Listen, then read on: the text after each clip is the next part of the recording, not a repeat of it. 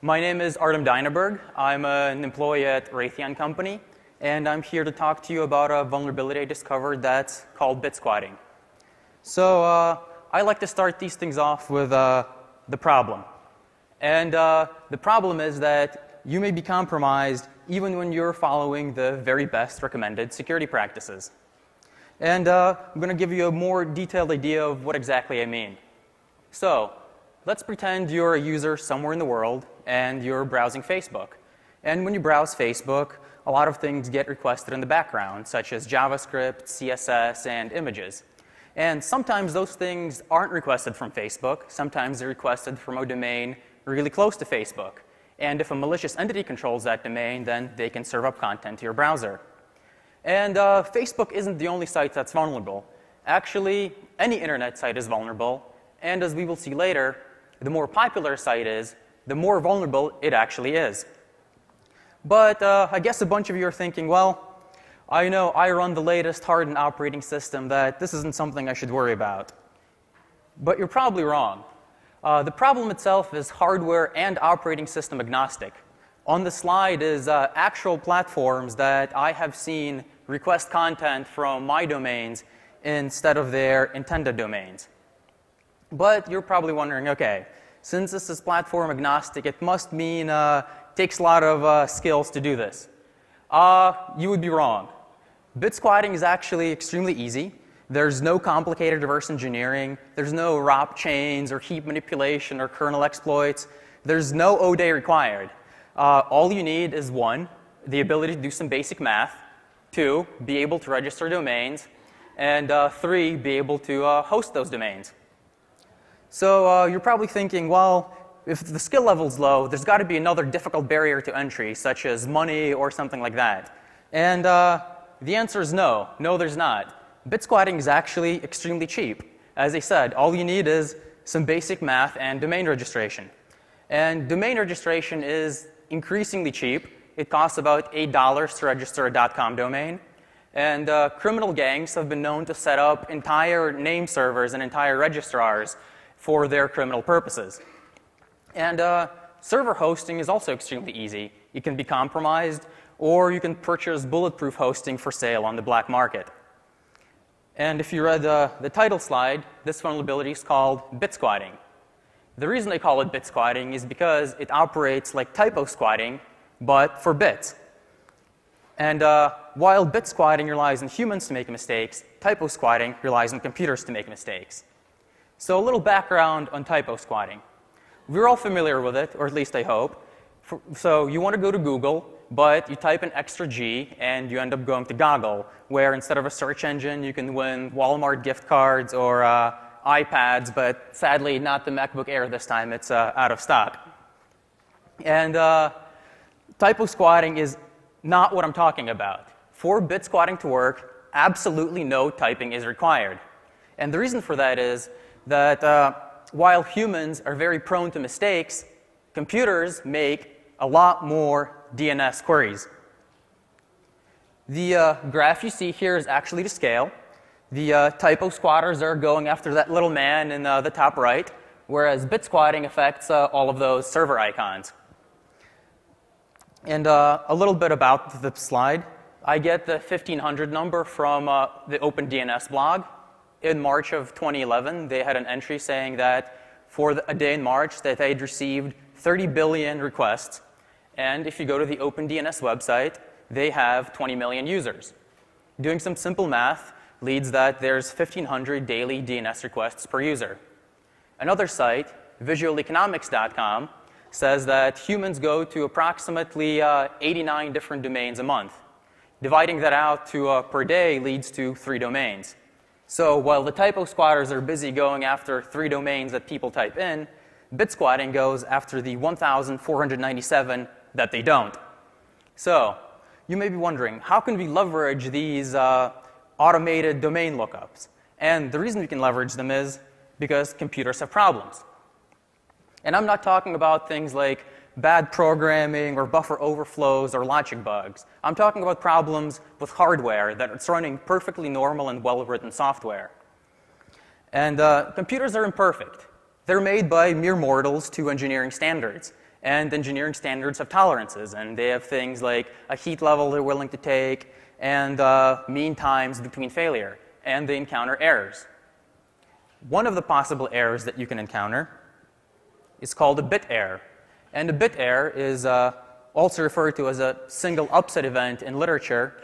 It's when the electrical or other representation of a 1 gets transformed into a 0, or when the electrical or other representation of a 0 gets transformed into a 1. And it's important to realize that these bit errors occur in a context. They don't happen in a vacuum. When a bit changes from a 1 to a 0, that bit is a part of some informational structure in your memory.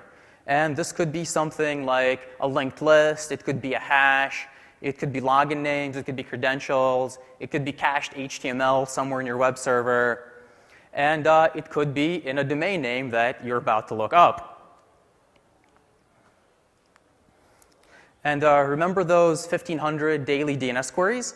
Sometimes those queries are going to be wrong because a bit error occurred in the content you clicked on or somewhere along the DNS path of what you were looking up. And bit errors are actually an ancient problem. They go back to the very beginning of computing. I don't know if you guys in the back can tell what's going on here, but this man is replacing a vacuum tube. And he's working on the ENIAC. The ENIAC was built before modern integrated circuit technology, or even transistors for that matter, and it used vacuum tubes for processing and storing information. And these tubes failed, and they failed a lot.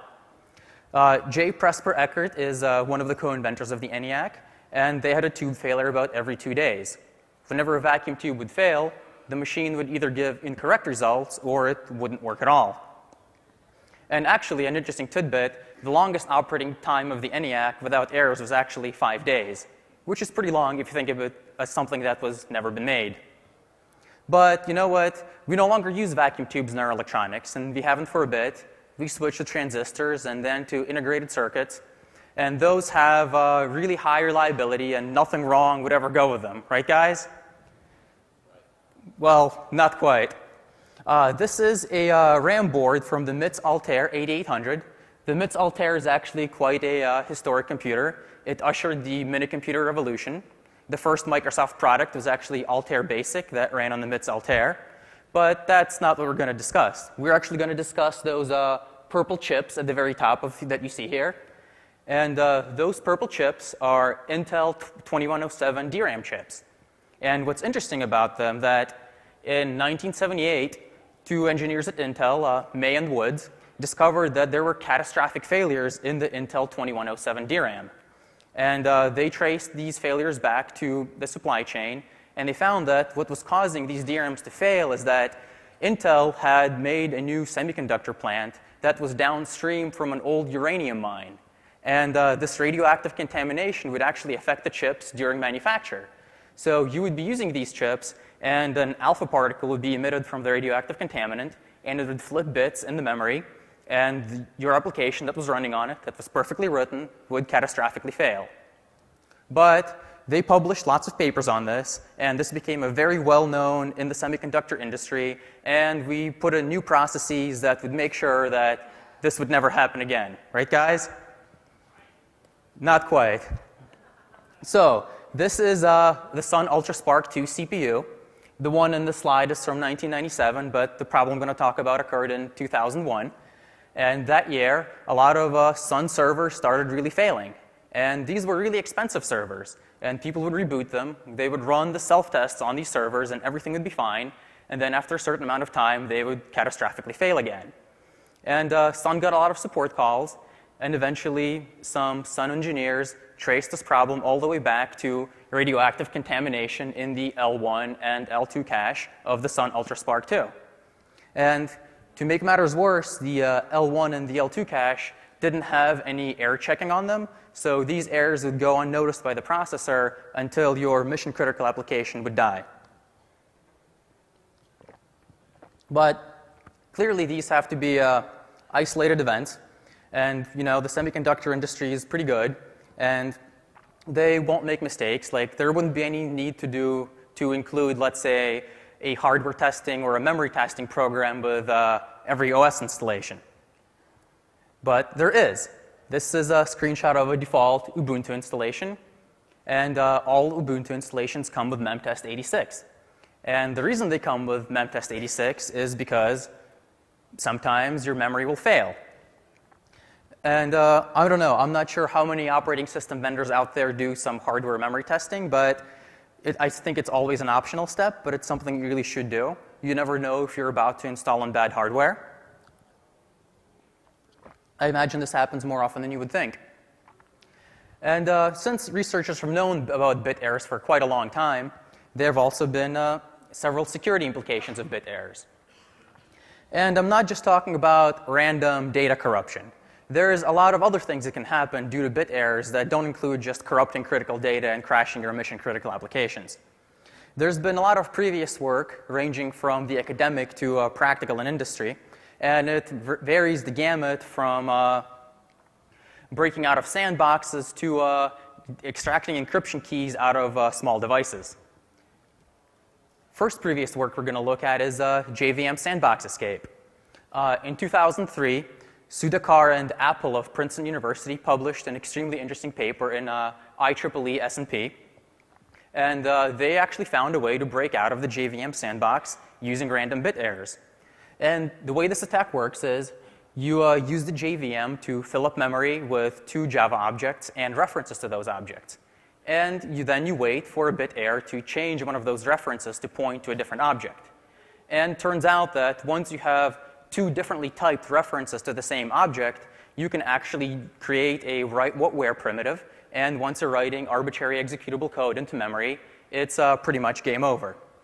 And to demonstrate this, since the researchers couldn't wait around for a bit error to happen, what they did was they attached a heat lamp to their CPU, and they would heat the RAM past the temperature of failure to induce bit errors. And they were actually able to experimentally demonstrate that their technique works using the apparatus you see in the slide. Another security implication of bit errors is smart card piracy. There's actually quite a war going on between set-top box manufacturers, cable TV operators, and smart card pirates. And it's well documented in the book Security Engineering by Ross Anderson. If you haven't read it, I would really recommend it. It's an awesome book, not just for this, but for a lot of other stuff. And one of the things that smart card pirates do is they want to extract encryption keys out of the smart card.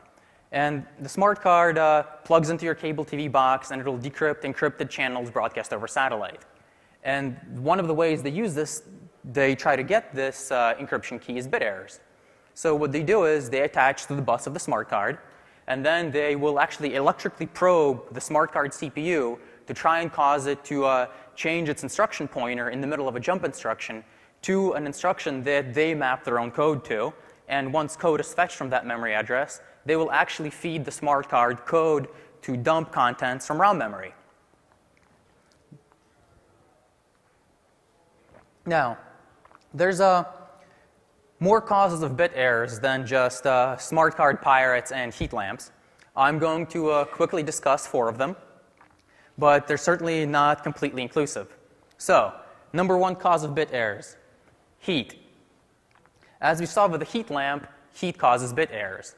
And the reason that heat causes bit errors is because materials like semiconductor materials and other materials have physical properties that are dependent on temperature. Physical properties like conductivity, resistivity, and capacitance.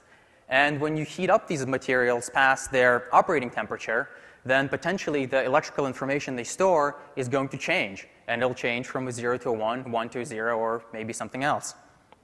And this isn't generally a problem for desktop hardware, since usually you have pretty adequate cooling and heating in wherever these are used. But for mobile devices, this can be a big issue. I don't know if any of you have ever seen this screen. Maybe you have. If your iPhone gets too hot, that's what happens. But did you ever wonder what happens potentially before the screen goes up? Or what happens on devices that don't have a temperature sensor? Or what temperature does this thing kick in anyway? So here's a graph of the iPhone operating temperature against monthly average temperatures in 2 cities, one of which we're in right now. we're actually at the top of that blue curve there since we're in August. I'm sure some of you who have been outside know this. And as you can see, it's considerably above the iPhone operating temperature of 95 degrees. Also, if you happen to be in Montreal in the winter and you use your iPhone, you should know that you're using it a lot below the operating temperature of 32 degrees. Now, if you've used your iPhone outside today in the Vegas heat, congratulations, you've been using it outside the validated temperature range. So, next cause of bit errors, electrical problems. This slide is actually very apt. The caption for this image where I found it was that this is actually the backup power for a group of computers at a school in rural India. We are accustomed to our computers having always-on AC power that's extremely reliable in a modern power grid. This isn't true for large parts of the world. If you have really fluctuating power inputs into your electronic devices, they may fail, and one of the failure cases may be bit errors. And sometimes, whenever you feed in electricity to your devices, even if the power is bad, or even if the power is good, the device itself may be broken. This is a pirate capacitor. There's actually entire forums on the internet dedicated to just finding bad capacitors in motherboards and reporting them. And capacitors aren't the only thing that can be pirated. You can actually pirate a variety of electronic components, and some unscrupulous hardware manufacturers may tend to include these in the computers they build. So I guess next time whenever you're putting something out for the lowest bidder, you may get exactly what you paid for, which is not what you expected. Another problem is that even as we saw in very well-manufactured and non-pirated and completely above-board operations, sometimes contamination can creep in. And sometimes the contamination can be radioactive. And whenever these radioactive isotopes emit radiation, it will ionize the components next to it and change the electrical value representation. And speaking of radiation, we're going to move on to the last, but certainly not least, cause of bit errors, which is cosmic rays. And one, yes, I'm serious. And I want to say I'm talking about the, specifically I'm talking about the intergalactic cosmic rays, not the solar kind. So this picture is more than appropriate. From all the research I've done, the solar kind can't actually penetrate the upper atmosphere. So from those, we are safe. And the interesting thing about cosmic rays is they can affect even the most well-manufactured hardware. So let's say you're running comfortably in a data center with a reliable triple backup power supply, and you're using the most expensive components, and your cooling is working. You could still be vulnerable due to random cosmic rays hitting your hardware. And far from being a theoretical nuisance, certain studies out there have actually concluded that cosmic rays are, in fact, the most prevalent source of bit errors at ground level. The graph you see here is a direct copy from the IBM Journal of Research and Development, volume 40, number 1, page 13, for those of you who want to look it up. And the context of this is that IBM did a study on DRAM failure rates following the discovery from the guys at Intel. And this study lasted from 1978 to 1994. And what they had found is that cosmic rays tend to affect DRAM quite considerably. What you see on this graph is the measured experimental failure rate. So this is like failures that they actually observed in their cache and in the DRAM. This isn't what they scientifically predicted. And the line you see, that's the cosmic ray flux at altitude. So what they actually experimentally observed matched their prediction of cosmic ray flux nearly completely. And the reason they have cities up there is because cosmic ray flux tends to increase as you go up in altitude. So the higher up you are, the more chance you have of receiving a bit error due to cosmic rays. So what is the actual distribution of these events in the bit errors you see? Well, to tell you the truth, I don't know. For those of you who came in early, you saw a lot of scrolling logs. I was tailing an HTTP log and my server of the requests coming in. And I can't really go halfway around the world and look at somebody's iPhone and tell you what exactly caused the bit error on it. it's entirely possible that the cause of the bit error was something that I didn't even list. So I don't actually know what's going on, but I suspect it's one of the problems that I've listed.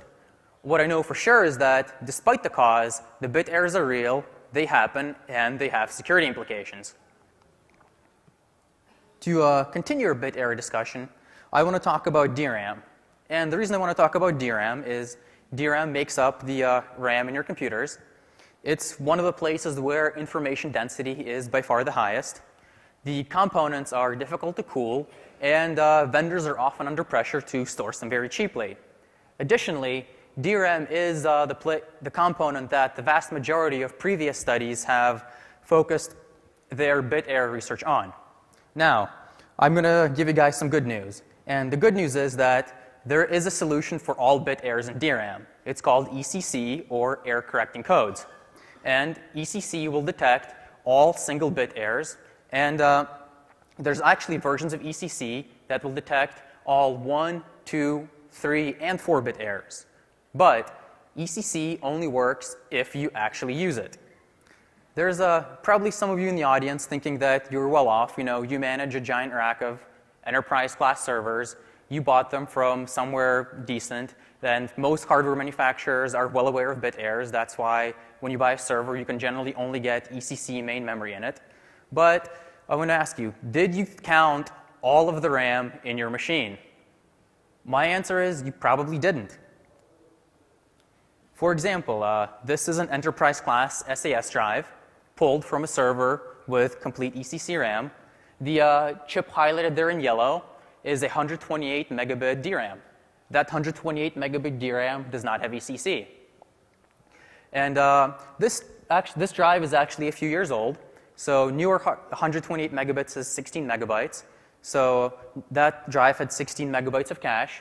Today, even consumer-class drives have 32 or even 64 megabyte caches. Enterprise-class servers tend to have anywhere between 5 and 8 of these drives in a RAID configuration. So if you multiply 64 megabytes by 8, you get a lot of non-ECC DRAM running in your mission-critical server. And hard drives isn't the only place where non-ECC DRAM may sneak up on you. There's other places, for example, your RAID controller, or your NIC, or maybe even your keyboard controller. And now that you probably assume that there's some non-ECC DRAM in your machine that is subject to bit errors that aren't going to get caught and aren't going to get corrected, let's look at some DRAM failure rates. So this slide summarizes several studies on DRAM failure rates. There's two main ones. One is by Terrazon Semiconductor, concluded in 2004, and one is by Schroeder from the University of Toronto in association with some people from Google. And first thing to notice is that this slide is actually in a logarithmic scale. It goes from 1 to 100,000. And the lowest error rate here, measured in failures in test. And failures in test here means one error in 1 billion hours of operation. So the lowest error rate is about 50 failures in test, and the highest rate is about 100,000 failures in test. Another thing I'd like to point out is the manufacturer 1 to manufacturer 6. Those results come from the Schroeder study, which actually measured bit errors in Google servers in Google's data centers. So this is actually using real hardware, and as was concluded in 2009, real, relatively recent hardware. And they found a definitely considerable amount of errors. The good news, I guess, from that study is that what they observed is that the vast majority of errors occurred in the same DIMMs. So unlike the previous IBM study, the Google study would imply that the failure is actually due to various manufacturing defects. So once bad RAM is identified, it might be possible to replace it. As I said, this study is in failures in test, which measure a failure in 1 billion hours of operation. And we're really not used to thinking of failures in test. So I've got a nice summary for you of what this means in real terms. PC with 4 gigabytes of DRAM is about what you can buy from Dell. Like if you go on the Dell website right now and you want to buy a laptop, the cheapest one they're going to advertise to you on the front page will have 4 gigabytes of RAM. Assuming the lowest error estimates from the previous slide, that laptop will encounter about 3-bit errors per month. Assuming the highest estimates, it'll encounter 3-bit errors per hour.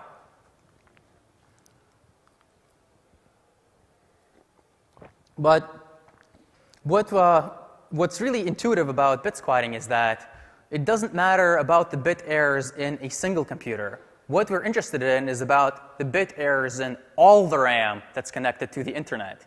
And it's actually possible to estimate how much that is. So several studies have said that there were 5 billion internet-connected devices in 2010.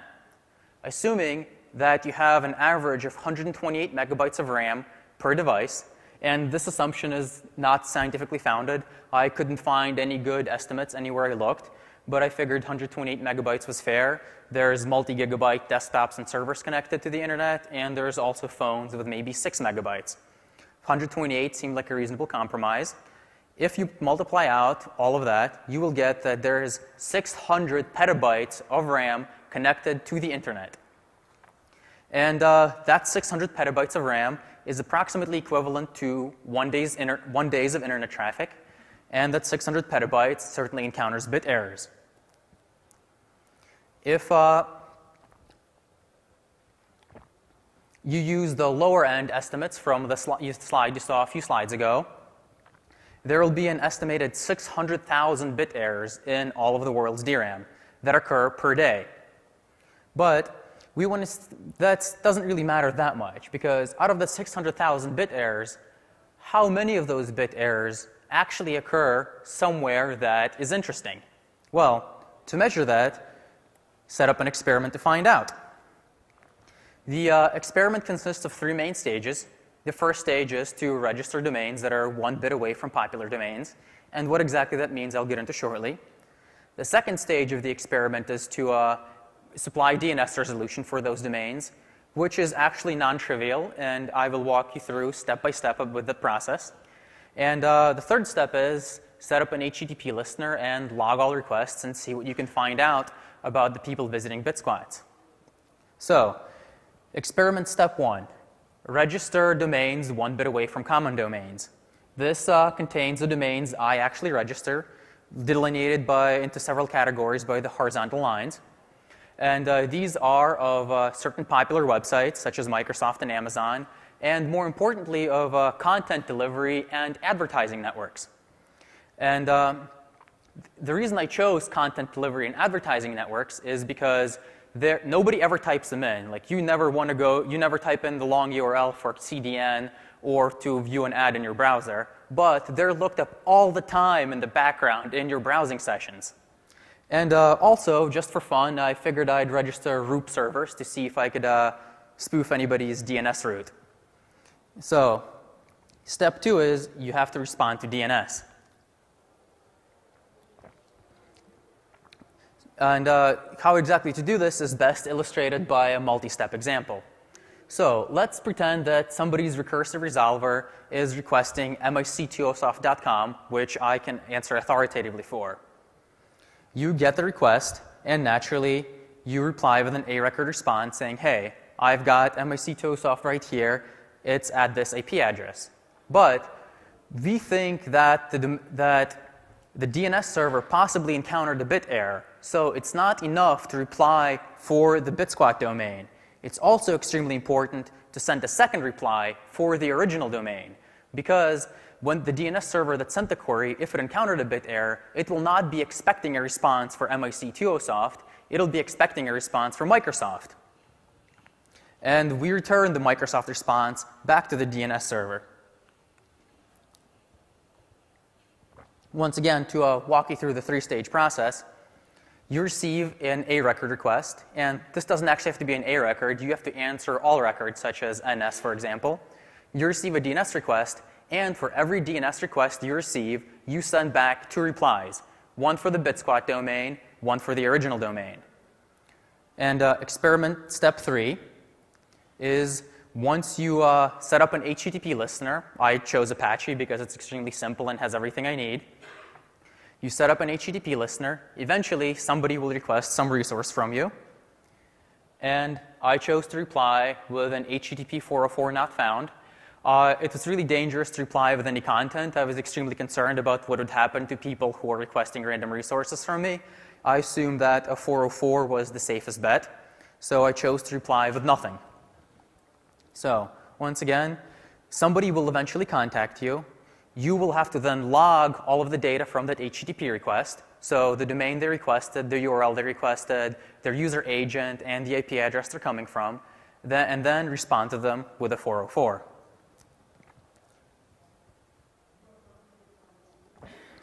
So, interestingly enough, once you register those domains, and you set up your DNS listener, and you set up your HTTP server, people actually show up.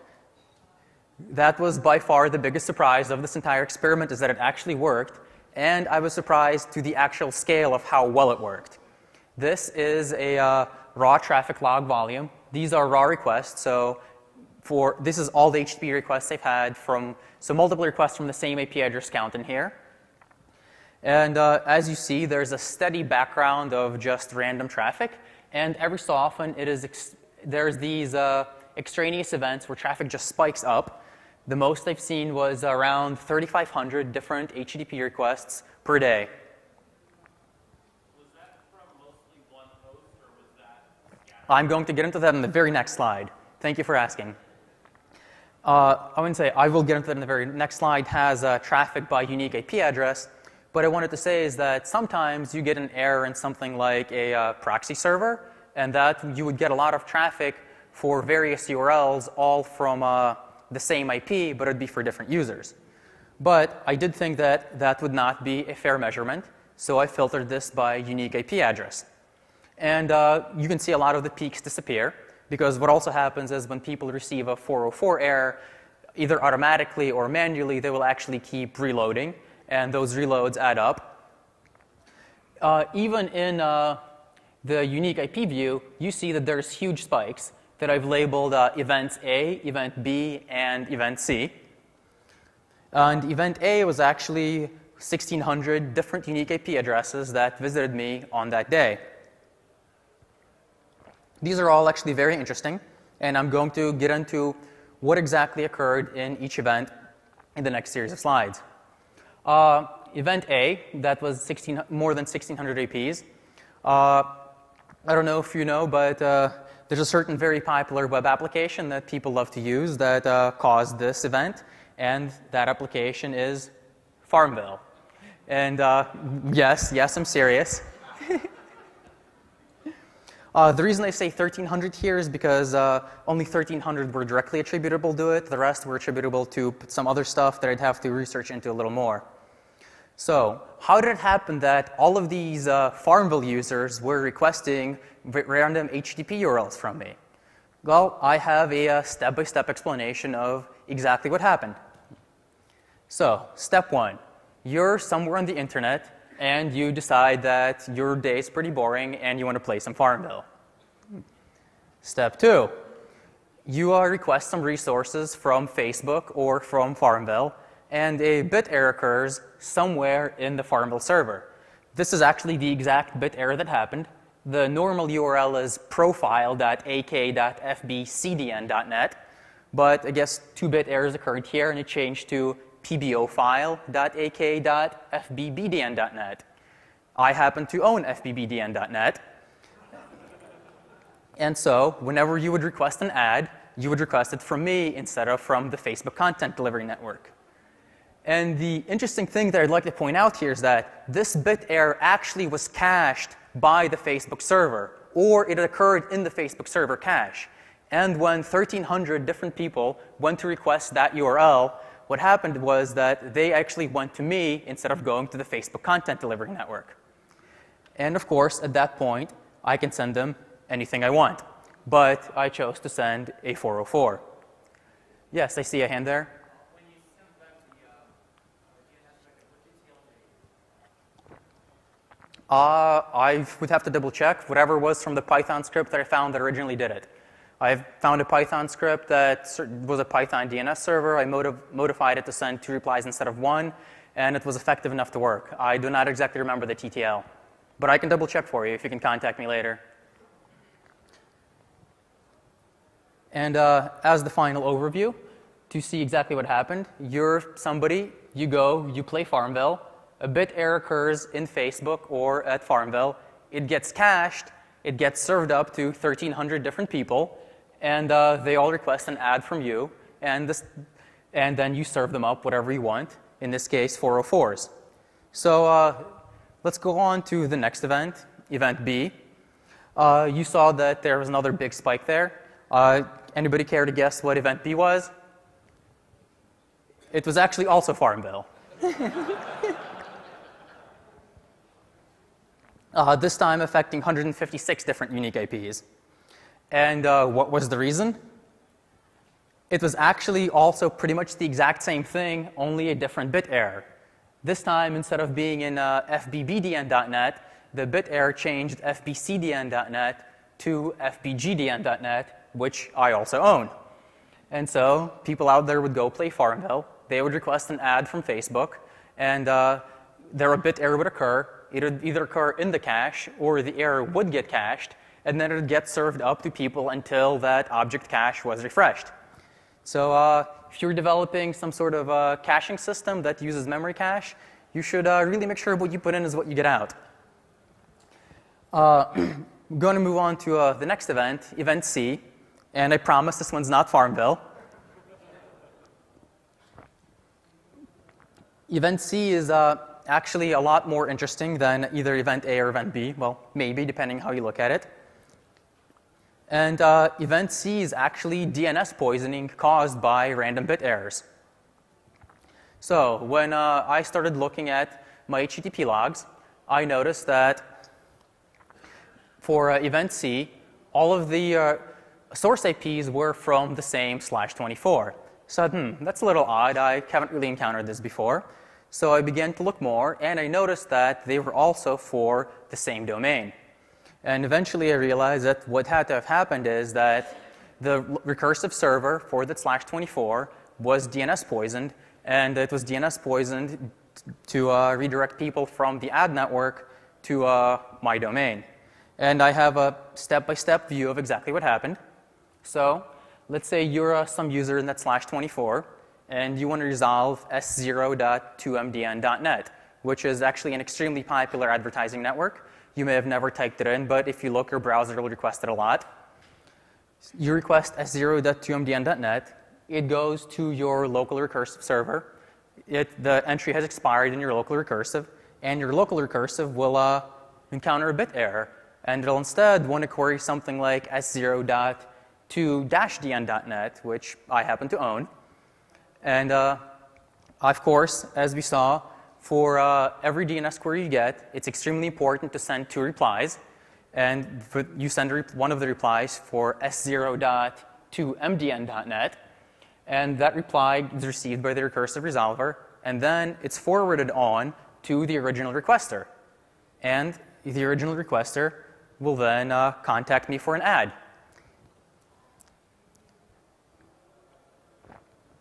And now, since that DNS server has cached the entry, everybody from that /24 who requests an ad from s0.2mdn.net will actually silently be redirected to me.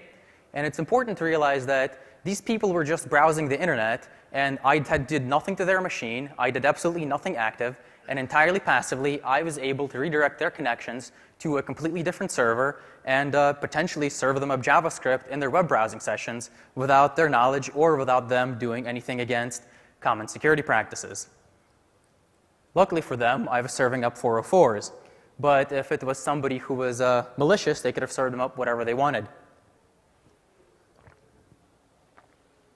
Once again, to review the full set, somebody requests s0.2mdn.net. The cache entry has expired in the local recursive server. A bit error occurs during request time, and instead s0.2-dn.net is requested. I reply with the answer for s0.2mdn.net, and that reply is forwarded on to the requesting host. From then on, until the cache entry expires, that entire /24, when asking for s0.2mdn.net, gets redirected somewhere else. Now that we've explained away the 3 different outliers, let's look at the traffic let's look at a view of the traffic by unique IP address without the outliers present. So I want to point out those gaps is where the outliers were. They are now removed.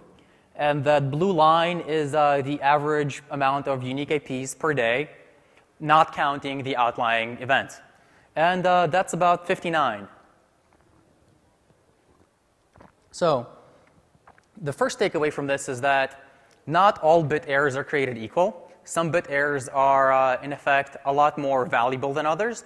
They would occur somewhere such as a ad content server or a DNS server and redirect a large number of users. Some occur in your host machine and perhaps will only ever affect one user. But I think that 59 different unique IP addresses per day using only about 32 domains is still a pretty interesting accomplishment. This could be easily scaled up by anybody with even modest resources to include a lot more users. Next thing I wanted to graph was the traffic volume by hour. And first thing is this is only for those IP addresses geolocated to be from the United States. The reason I did that was because I didn't want to do time zone mapping from around the world to something coherent. So I chose United States, and I normalized everything to Eastern time. The original reason I did this mapping was because I had suspected that during warmer parts of the day, there would be more bit errors since there would be more heat to affect outdoor electronics. But it actually turns out that it's really difficult to separate bit errors potentially induced from heat because it turns out that most people just use their computers in the daytime. So what's interesting is that this graph actually nearly exactly matches the normal internet traffic graph for North America. And the interesting thing behind that is that it means that it is likely a random process that is redirecting a random amount of users to my domains instead of it being some specific vulnerability that's out there. And as you can see, about 8 a.m., everything starts to rise. And about 2 p.m., there's a steady level. And then once again, it drops off as North American internet use dies around midnight. And this is cyclical. So I also got the user agent headers for all of these people requesting my Bitsquat domains. And I figured, hey, it'd be interesting to see what operating system these guys are running. And these are the operating system statistics of people requesting Bitsquat domains to people requesting Wikipedia. And this is the visitors of Wikipedia for March of 2011. So let's start with the commonalities. First is, of course, there's a huge chunk of Windows machines, which is absolutely to be expected because, well, there's a lot of Windows users in the world. Then we see there's about 3% of the iPhone users. iPhone is a very popular phone. It's used a lot outdoors, not completely unprecedented that there would be a lot of bit errors. And there's about 1% Linux users and about 1% Android users. The differences, though, is what's particularly striking. What I still can't explain is why there's so many fewer Mac visitors for Bitsquats. I'm not actually sure what that is. I don't have a reasonable explanation. I have suspicions that maybe it's either better build quality or the aluminum casing is shielding you from cosmic rays. Don't really know. But for an unexplained reason, there's a lot fewer Macs. And what's interesting also is that there's a lot more of the other. And this other includes a wide variety of personal entertainment, mobile, and set-top devices. And this is things like PlayStation Portables, Nintendo Wii's, PlayStation 3s, and various phones by Samsungs. I've seen Motorola's, I've seen Blackberries. A lot of these will also tell you what carrier they're running in their user agent string. I still have not been able to figure out the utility of that.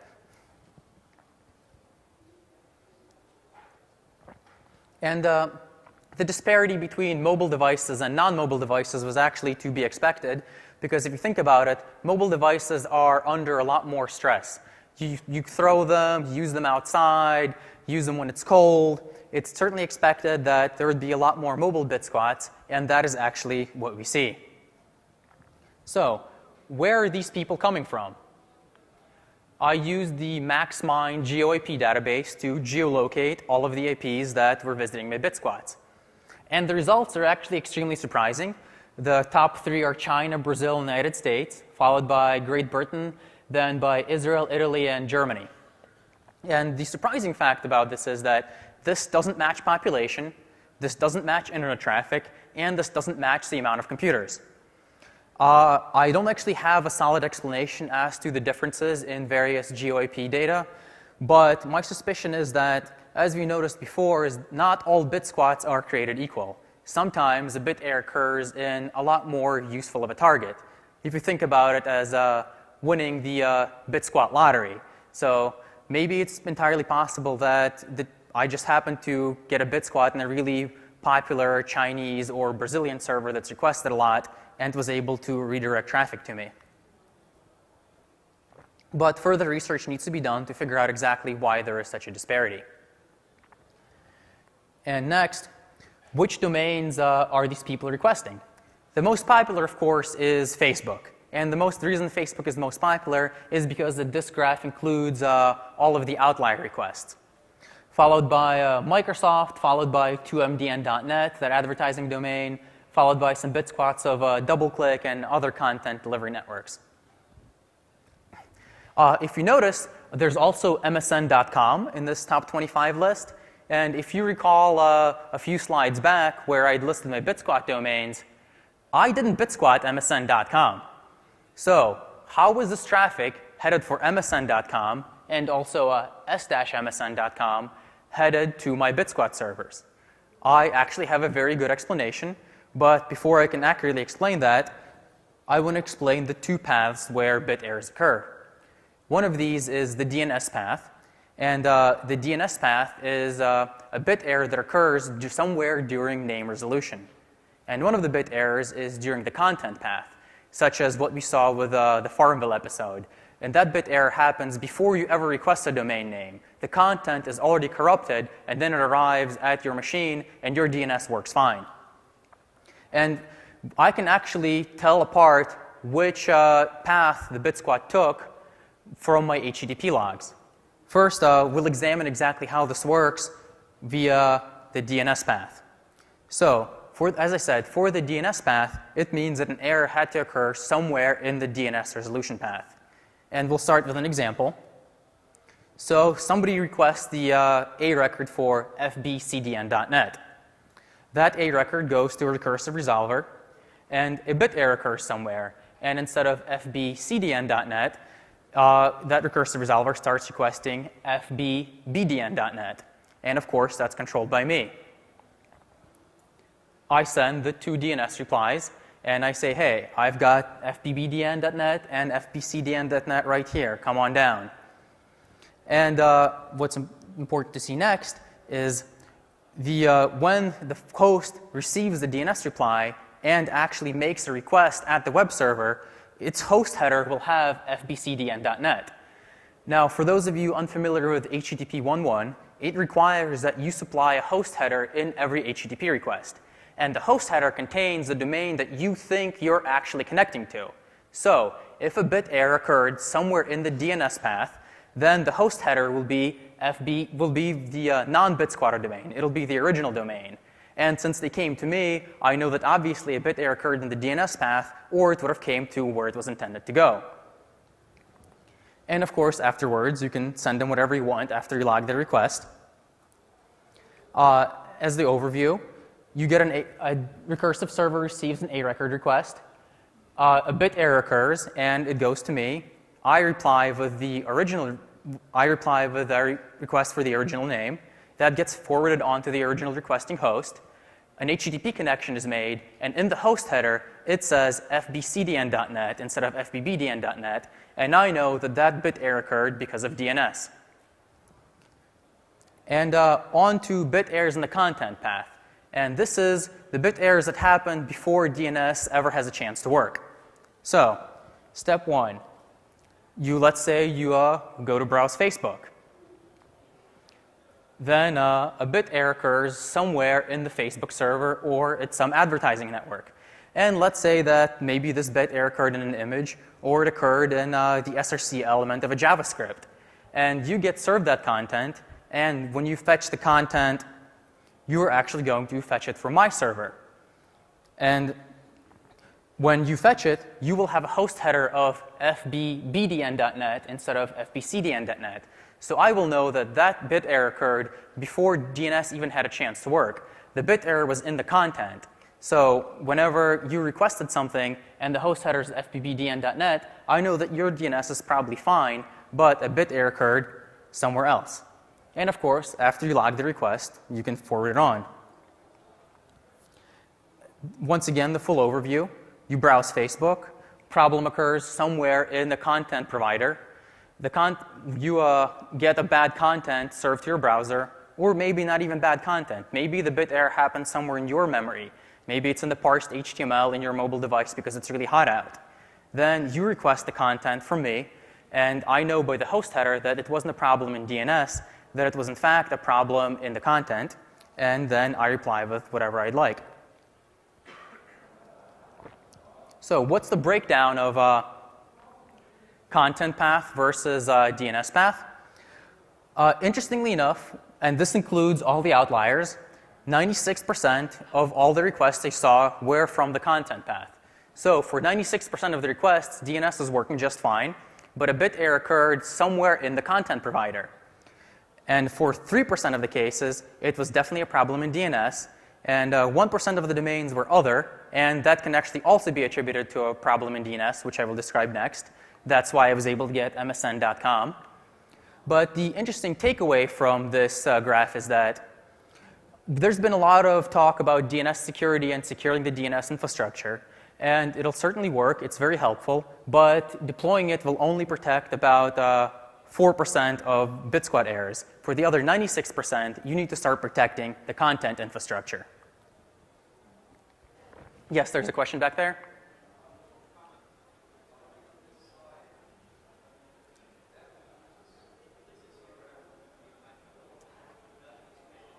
I'm sorry, I can't really hear you. Could you please come up?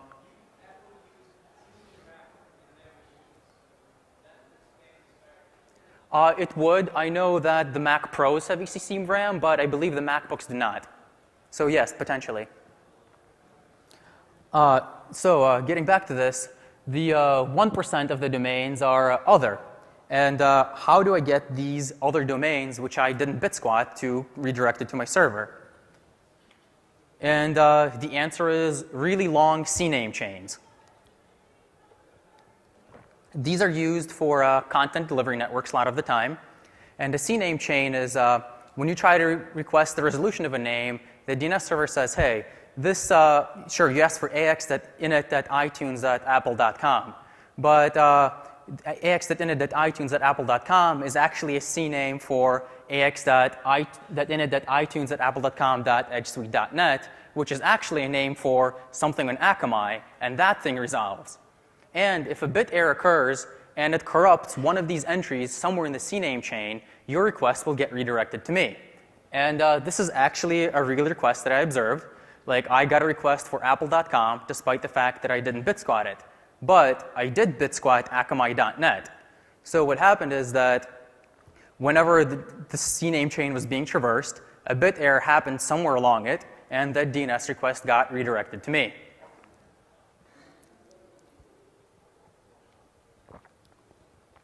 So CNAME chains are probably not a good idea, and if you can do without them, you probably should. And speaking of these other domains, it's time for some real live examples of traffic. I apologize that these are small and some of you may not be able to see them, but I really couldn't think of a better way to get these across. This is a random sampling of other domains, and this is actual HTTP log entries that I saw on my server. This isn't a complete list of other domains. This is just all I could fit on a single slide. I didn't want to give you too much of this. So the very top one is, of course, the ax.init.itunes.apple.com. I believe that was actually somebody trying to activate their iPhone. Maybe somebody with more details can confirm or deny this, but I can only assume they were not successful. There's some for various ad networks. And I actually got a surprisingly large amount for MSN because of the various Microsoft Bitsquats that I have. And if you see that a lot of these people are actually not just requesting images, but requesting full HTML pages from what they think is a trusted source. And this is definitely something to be careful about because it's very easy for a phisher to set one of these up and serve you up phishing pages, and you would never know. So, next real example, Facebook. If you notice, a lot of people request JavaScript from my domains while they're browsing in their Facebook sessions. I could easily steal their Facebook credentials or their session cookies. Of course, they instead got 404s, but somebody malicious could definitely use this to their advantage. And if you look at the browsers, it includes pretty much everything, including even one Android user. So just because you're using an obscure platform, it doesn't mean that you're safe from Bitsquatting attacks.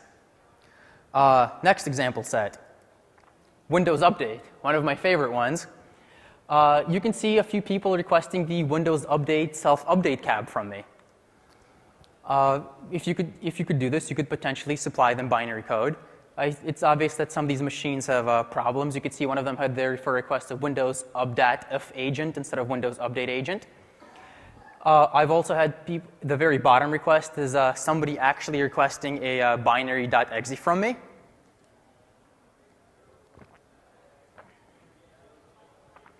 Next example set.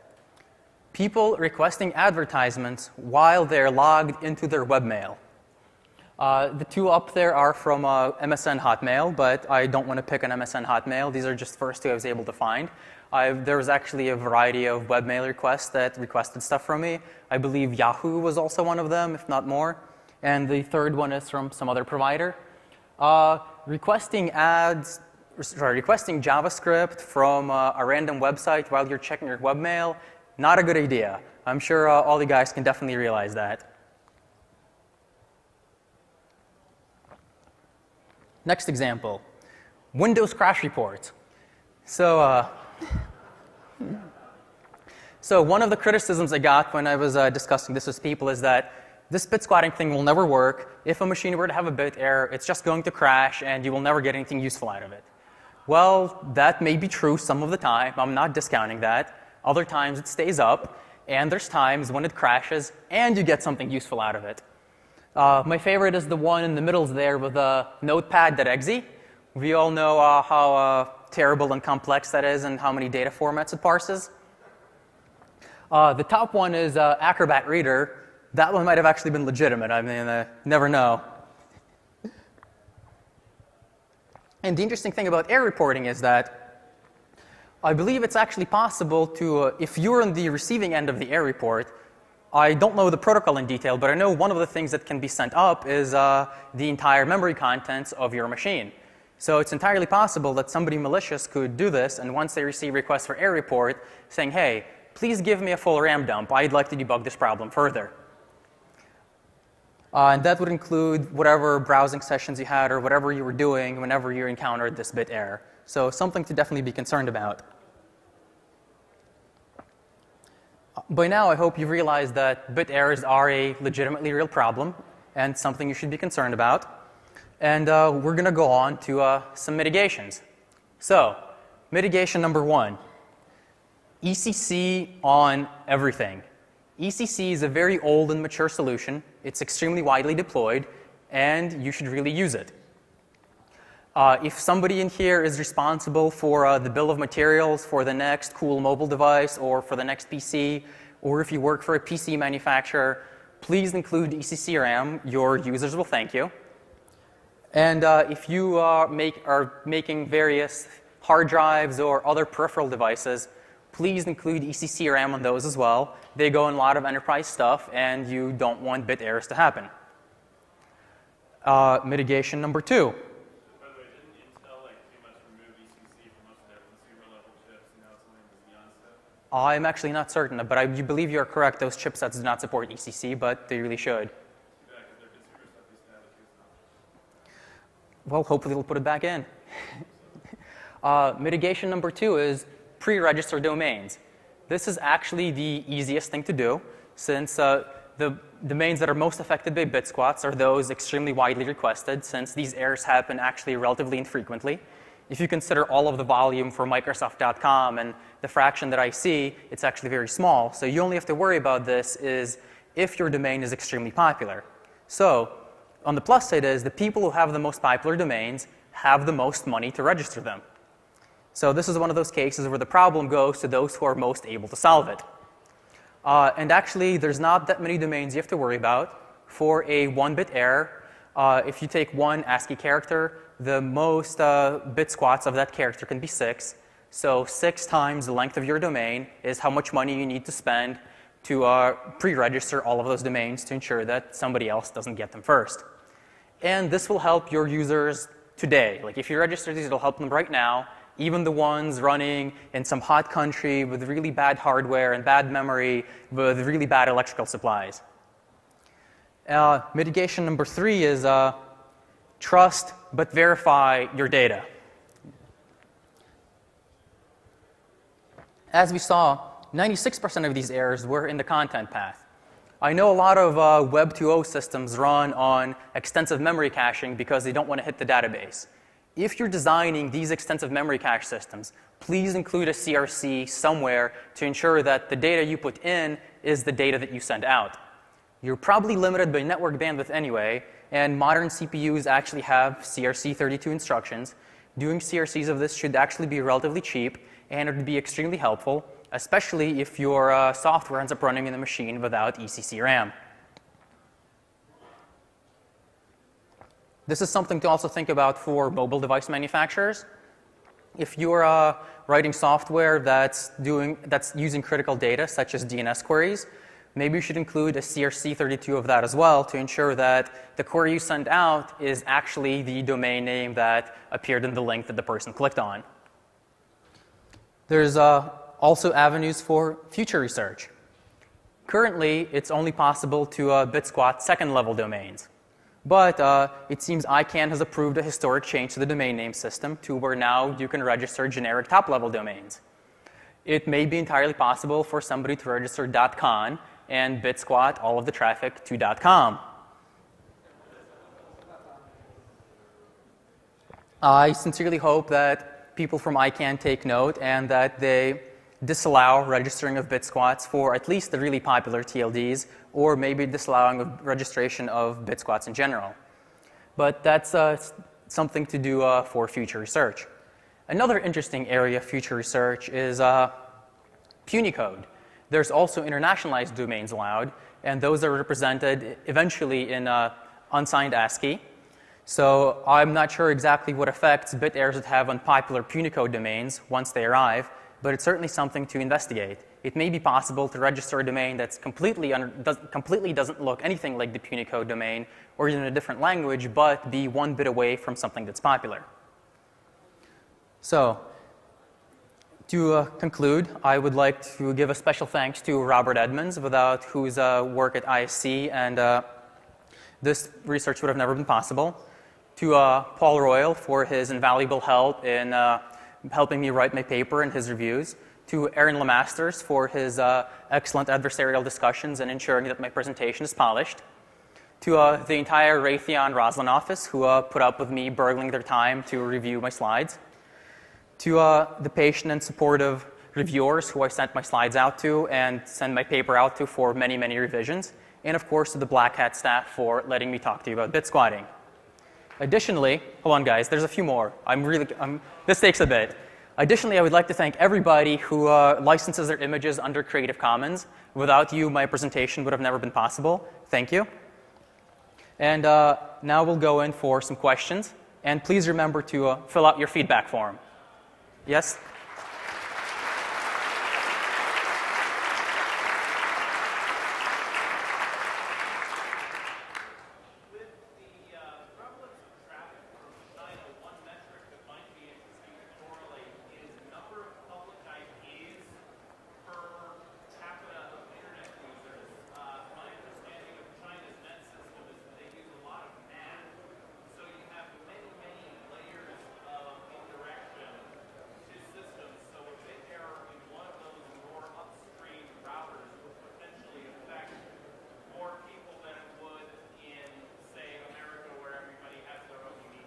That's actually a very good point. Another thing that I'm interested in is whether routers have ECC memory or not.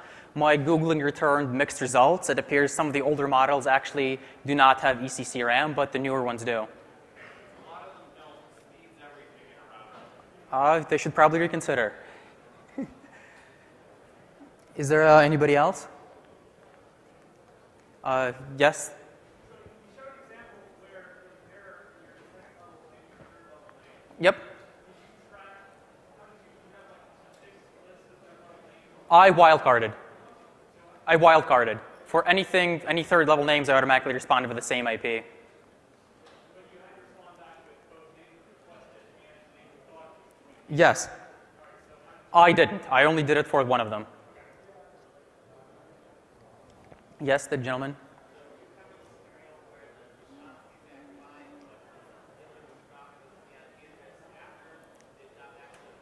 I'm sorry, could you repeat that? I can't quite hear you.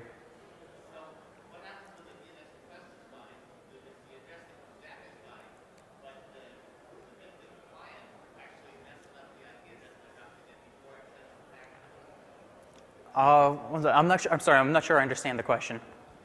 The question was, what happens if the DNS response comes back properly, Okay. but there is an error in the IP address that the subsequent request was sent to? So instead of a bit error in DNS, a bit error in the IP addressing for the outbound request. I imagine I would have dropped it. I don't think I would have received it, but it's entirely possible that you can also IP squat by hoping for DNS errors and RR sets instead of DNS errors and queries.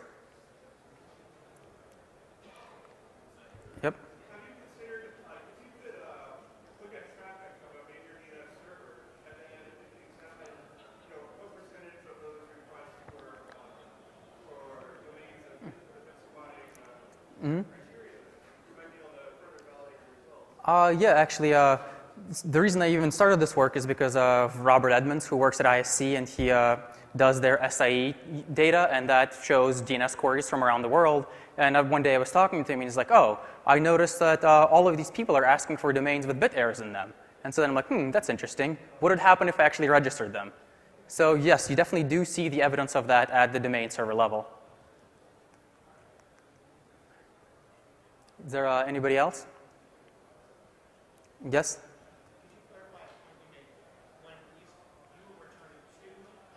Yep. Yep.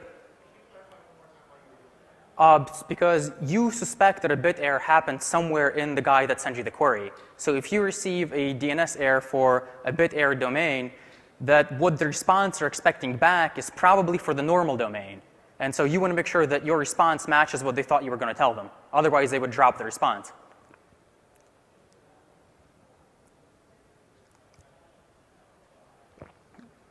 Anyone else, or is that it? Oh, sorry, I didn't see you guys.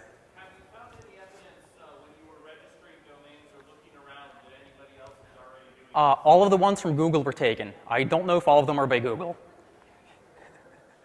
Were some of those obviously based on bit errors or not based on? I don't know, because a lot of the Google ones are also really close to typos, and everybody wants to go after Google. Any estimate on the errors that you're finding based on bit errors on your server? What's that? Finding based on bit errors on your server? None.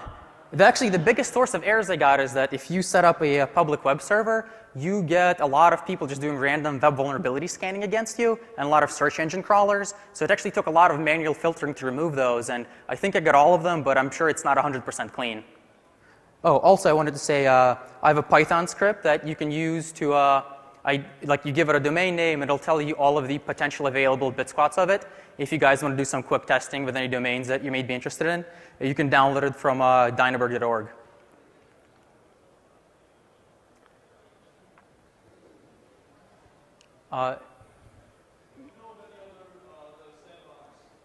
Yep.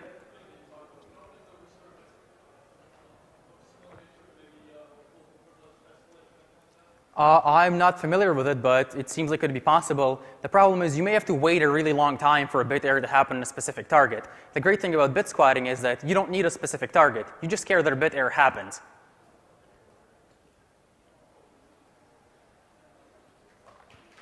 All right. Thank you very much.